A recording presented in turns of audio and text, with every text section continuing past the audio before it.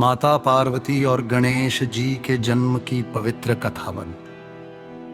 हिमालय की ऊंची, शांत और बर्फ से ढकी चोटियों पर एक दिव्य स्थान था, कैलाश पर्वत। यहीं भगवान शिव और माता पार्वती निवास करते थे। यह स्थान केवल एक पर्वत नहीं था, बल्कि तपस्या, प्रेम, त्याग और दिव्यता का प्रतीक था। कैलाश की वादियों में हर समय मंद मंद शंखनाद, घंटियों की ध्वनि और दिव्य ऊर्जा का संचार रहता था। सियात माता पार्वती का अकेलापन।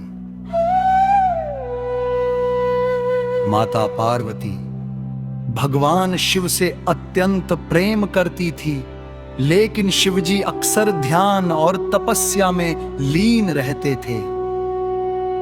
वे महीनों वर्षों तक ध्यान में बैठ जाते और उस समय पार्वती अकेली रह जाती। यद्यपि नंदी, गण और देवता आसपास रहते थे, फिर भी एक मां का हृदय ममता और स्नेह से भरा होता है, जिसे वह किसी अपने पर लुटा सके।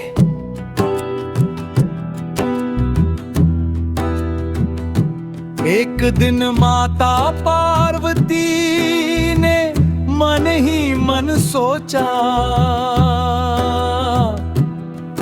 मैं देवी हूं, शक्ति हूं, फिर भी मेरे जीवन में कोई ऐसा नहीं है जिसे मैं अपना कह सकूं। यह विचार उनके मन में बार बार आने लगा। उनके हृदय में मातृत्व की भावना जाग उठी।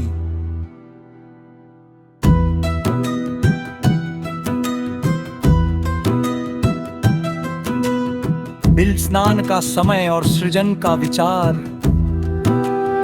एक दिन माता पार्वती स्नान करने के लिए गईं। उन्होंने अपने शरीर पर लगे हल्दी, चंदन और मैल को हटाया। उसी समय उनके मन में एक दिव्य विचार आया, क्यों न मैं अपने ही अंश से एक पुत्र का निर्माण करूं, जो मेरा हो, मेरी आज्ञा माने और मेरी रक्षा करे। माता पार्वती ने अपने शरीर से उतरे उस मैल को इकट्ठा किया। उसमें अपने दिव्य प्राण फूंके और अपने योग बल से उसे एक सुंदर बालक का रूप दे दिया।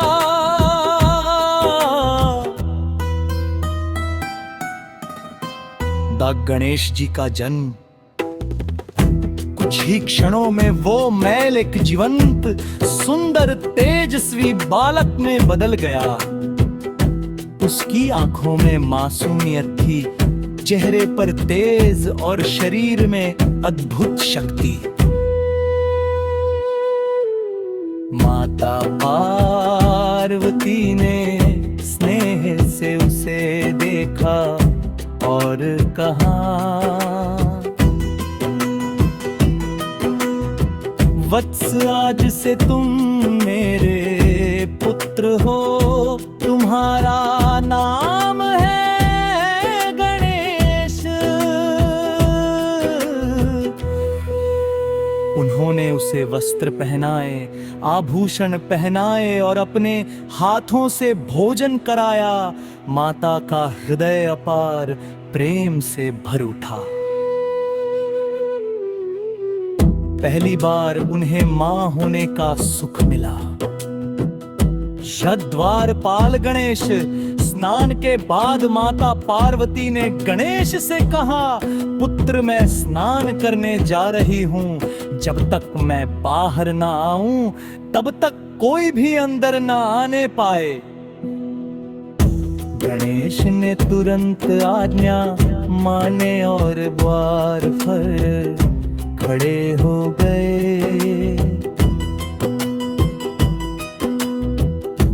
उनके चेहरे पर दृढ़ता और कर्तव्य निष्ठा थी।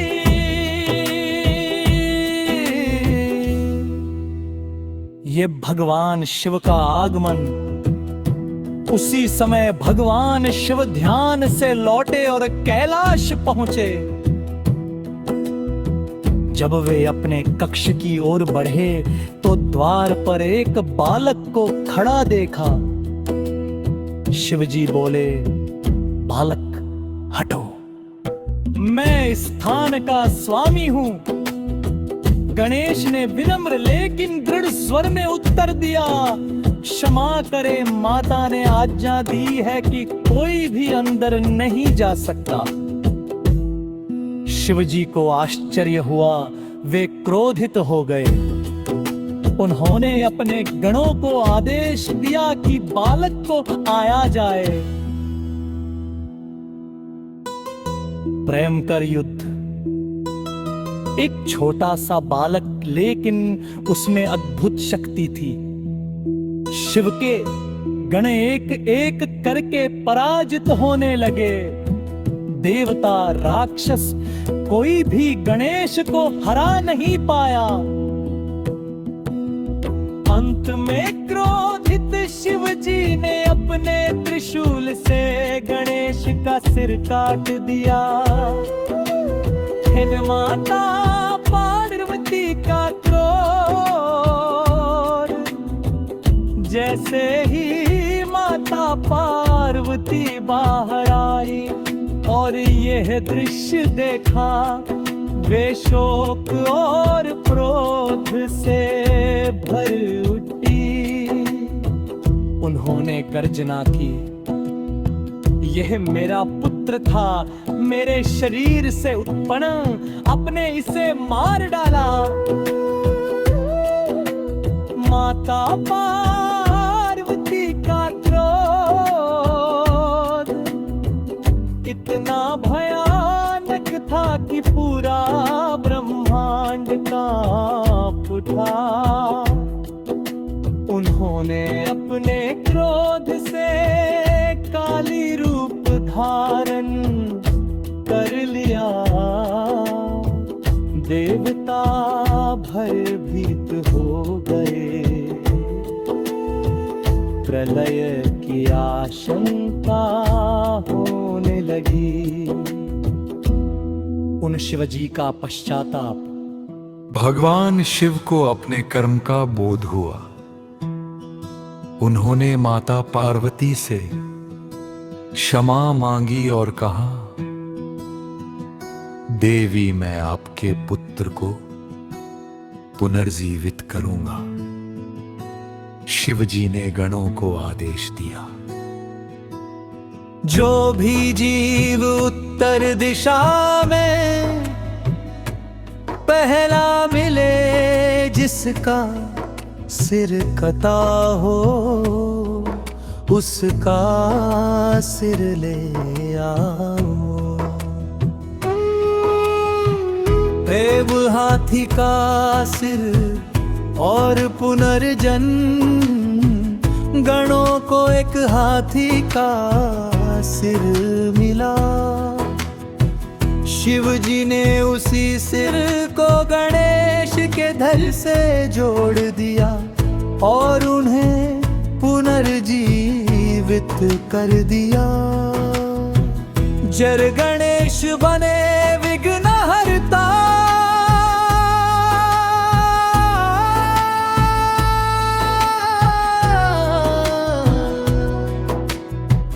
गणेश जी जीवित हुए हाथी के सिर के साथ।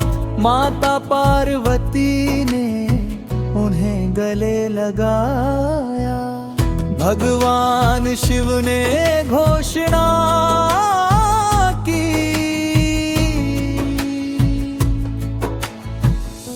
आज से गणेश सभी देवताओं में प्रथम पूज्य होंगे। किसी भी शुभ कार्य से पहले इनकी पूजा होगी। देवताओं ने जयकार की, जय गणेश। जय विघ्नहर्ता। फिर कथा का संदेश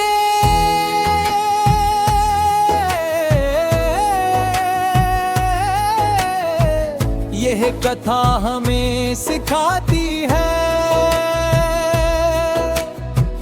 माँ का प्रेम सर्वोच्च होता है,